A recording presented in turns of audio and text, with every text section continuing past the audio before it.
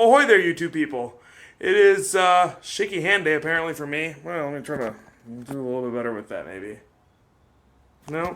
Too many Red Bulls, I guess. Either way, it is today where I am finally working on the Canadian 245 wagon again. Because I've had terrible trailing arm bushings in this thing since I've owned it. And I ordered polyurethane ones, but unfortunately those are just kind of on back order forever, evidently. So I ordered these from IPD. They are Euro rubber ones, and I have in my toolbox, which is currently locked. So let me get that dug out. I have from Turbo Bricks, somewhere on the forum a guy sells these. So I have this doohickey custom tool that I'm going to attempt to use on the trailing arm bushings today and hopefully get them knocked out. I also have a couple little odds and ends I'm going to fix up on the thing. I ordered some more parts today for it on eBay. Doubt they're going to be here by the time I put this video out, but whatever. So anyway, let's go crawl underneath it and let's inspect the bushings and show you why I'm changing them. Well, first things first is I got to fix this shift knob. For some reason, this stupid bushing's all clapped out in here, so the shift knob keeps popping off. It's been held in by tape, which worked okay-ish, except for the part where it really didn't. It was a little bit loose, and then it kind of kept wanting to wander around, and then it got pulled off, and basically, it's just been crap ever since. So I'm going to go ahead and throw this thing on here. I got this from IPD, so hopefully this works out okay. I'm pretty confident it will. It looks like this thing's all sitting pretty good inside here, all these splines, so I'm going to attempt to toss this turd on real quick. Let's see if I can't do this one-handed. Why not? Alright, looks like that knob right there is going to fit over that way. So let's see if I can't slip this through here. Like so. Pull these wires out a little bit. Hopefully not too much.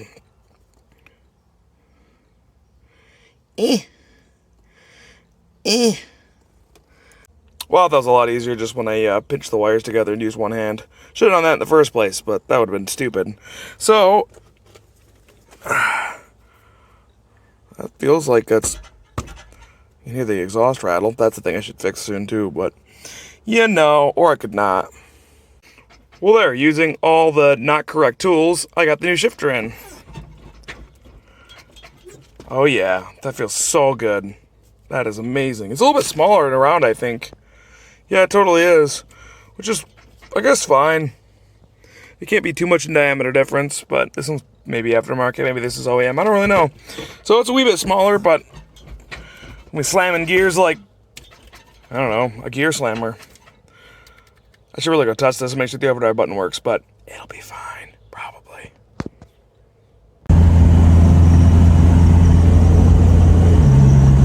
Oh yeah, it worked. Told ya. Alright, now that I got the wheel taken off, and you can kind of see underneath here, those bushings are borderline non-existent. So, that's why I'm going to be knocking them out today. This axle wanders around all the time whenever I change gears, and it isn't particularly fun. So, looking forward to getting this thing out. There's a Longbow Media posted a video on how to change these out, and with the Turbo Bricks, I should, theoretically, be able to knock this thing out. So, I'm going to take these springs back off. You can see I kind of fought this last time. I had to put a bolt and a nut in it and stuff like that. So I'm going to take the shocks off, the sway bar off, and this off, and then hopefully... Alrighty, well, as you can see, everything's pretty much blown apart. Teardown procedure was pretty simple. I would have anticipated these front bushings being way worse than they are. And, I mean, well, it's probably worth replacing them when I got it apart. I'm not going to do it. So, I'm going to crawl underneath here now and hop back there and try to knock those trailing arm bushings out. Let me see if I can't give you guys a quick view of how they look before I start.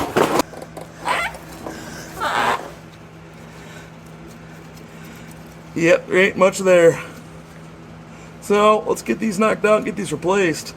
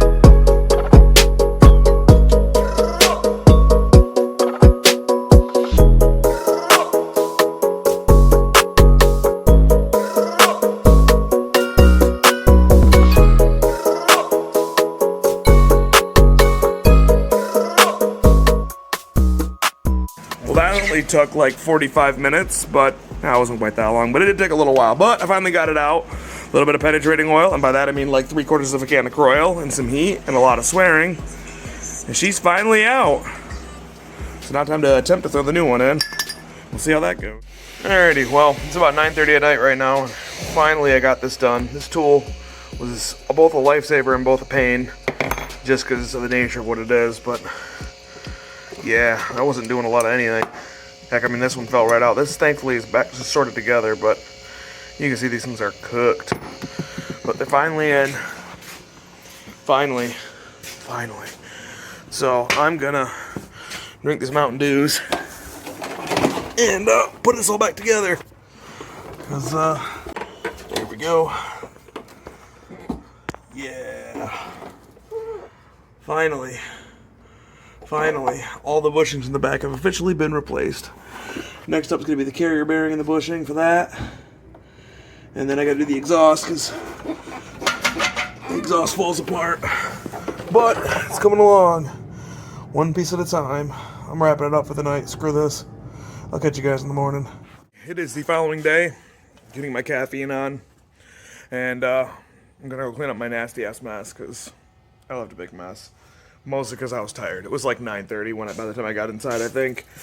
So, anyway, I am going to clean up my mess, get the tires put back on, drop it back down to the ground, double check all the torque, make sure everything's good, and tighten up the bolts for the bushings. And then I'm going to jack the front end up and throw another set of Yoshi Fab chassis braces on. Got another set. This time I'm going to check the bolts, even though I'm pretty sure I remember what size fasteners they were.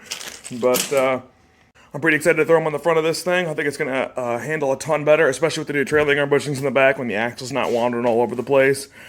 And then I think after that, I'm going to probably do the timing belt, because the timing belt on this thing is unknown of age, and it's very cracked, and I should have changed it like 8 months ago when I got the car. So if you haven't seen how I got this car, I'll link that video in the little box below, and you can watch it. I ended up going out to Pennsylvania with a Tercel that I had restored. I fixed up my copper Tercel and traded it for this and drove this thing home. So good trade. I've been pretty happy with this car. It's been a really good car. It's yet to leave me stranded other than the one time I left the headlights on, which, whoops, that's my fault. So anyway, I'm going to go cut up the mess, get the wheels on, and get rolling on the timing belt. So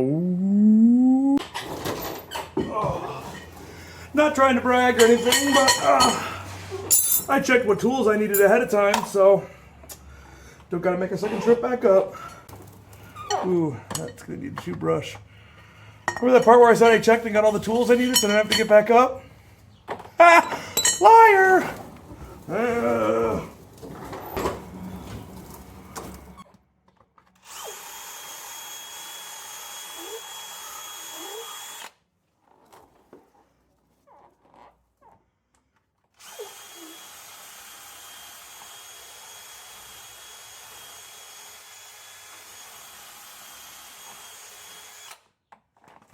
Alrighty, now I shouldn't need to get back up again. Theoretically, anyway.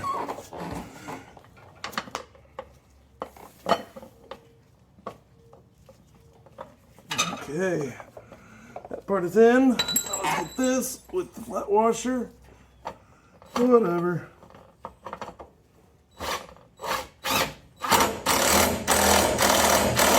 There's one half.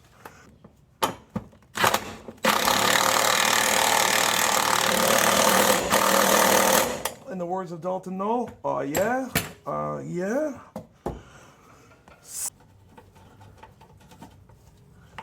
Sick. Well.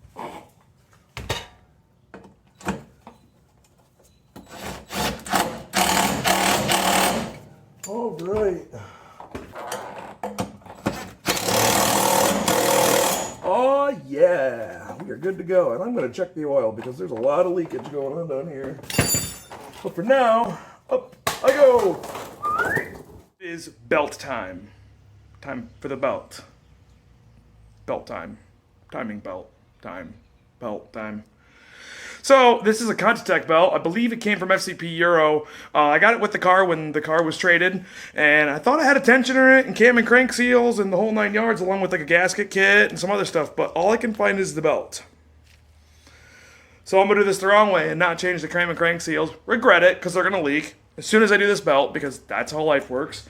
And instead of doing all the right seals or waiting for the seals, I'm just going to throw on this sick metal timing cover. Because I got this when I got the Rusty GT. He threw it in there with a bunch of stuff that I had got from him, so it counts as a new timing belt seals, or new cam and crank seals, right?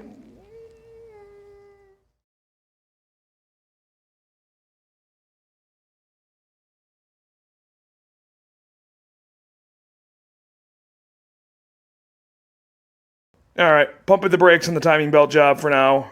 Unfortunately, I'm going to have to do some conniving to get some stuff out. This is how the belt looks right now. You can see it's bad, but not the worst timing belt in the world. If you guys watched my Tercel video of the copper Tercel when I did the timing belt on that, that was way worse. So, underneath here, I can't slide underneath here very well, it's got an oil leak like you wouldn't believe. And the worst part is, focus, right there.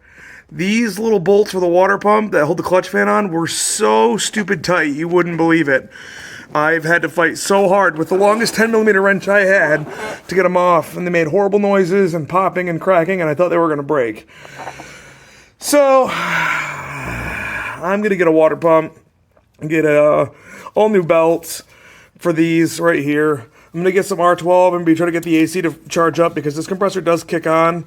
When it was plugged in, I unplugged it because it kept kicking on and kicking off all the time. And I'm going to take this leaf out next time when I do the video, so, oh, just kidding. So, unfortunately, I'm going to pump the brakes and do everything in the front end of this thing. I'm going to even contemplate pulling this motor and just resealing it and pressure washing everything and maybe doing a head gasket and valves and stuff like that, but I don't know if I want to go that far, really. I think I might just pull the radiator, pull the AC condenser out, and pull all this stuff off, and knock some parts out. So, as unfortunate as it is, I'm going to pump the brakes on this for now, and I guess let's go take it for a test drive and at least see how it feels with the new suspension bushings in the back and the new Yoshi Fab chassis braces. Man, I love this sway bar. I wish I had a sway bar this big that was in the 244. I think this is a 23 or 25mm sway bar, and the one on the 244 right now is only a 21, which is unfortunate, but I'll find a bigger sway bar eventually for that four-door sedan.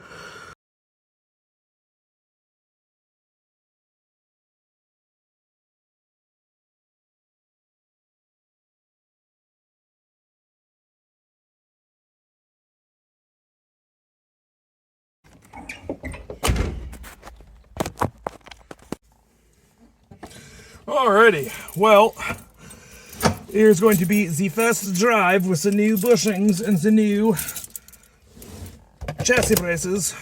Oh, I left my Rip It over there.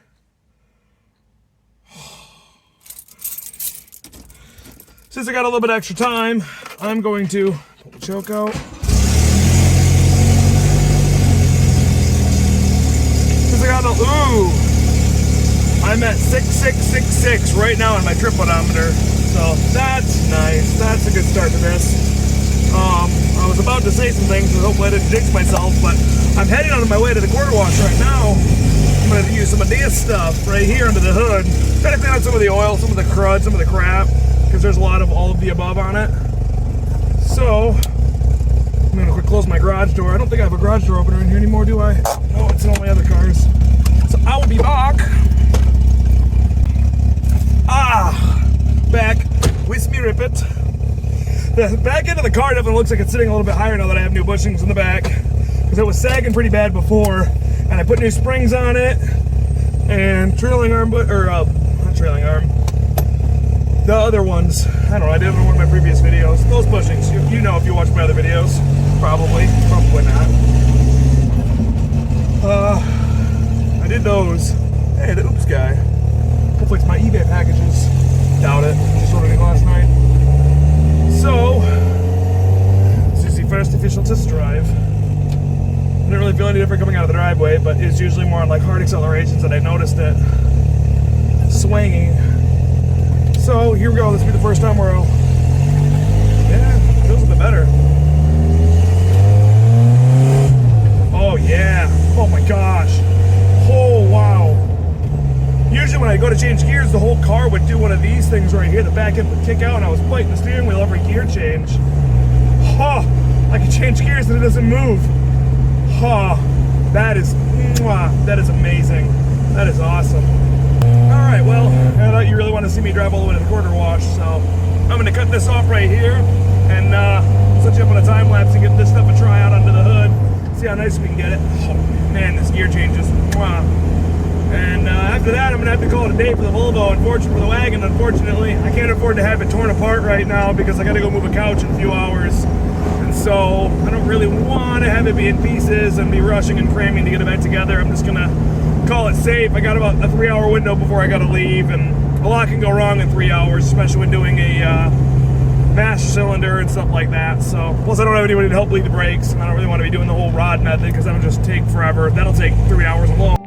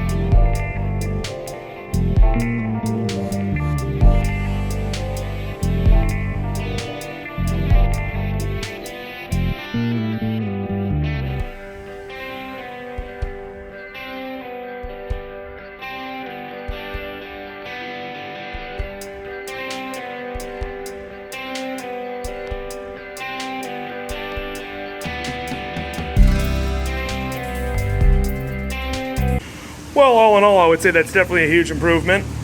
This stuff's pretty awesome. I've had better luck with it in the past with some other stuff, but I'm also trying not to get real crazy close with pressure washing this. So I think when I get the timing belt and everything done, I'm going to pop this valve cover off. I'll just order a valve cover gasket kit too, and then I'm going to pop this valve cover off, and I'm going to clean this all up and sandblast it, make it match the timing cover that I got. So I'll have 2 stainless looking timing covers on it, and then yeah, I think that's about it. So, I don't really know if I have anything else planned for the day with the rest of this thing, unfortunately.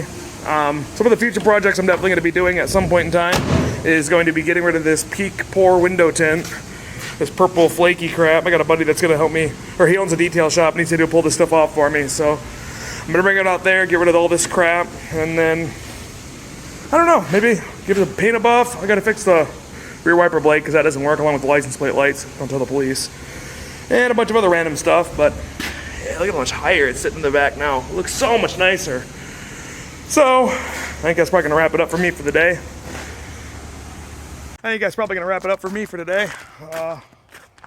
Fortunately, it's getting a little bit late and I got to get some stuff done today. So, I know it's a little bit short, a little bit crappy of a video. I apologize. I wish I had a little bit more stuff to do, but unfortunately, I'm on a bit of a time crunch and you know how it goes. So, I will catch you guys at the next one. Thanks for watching and have a good one.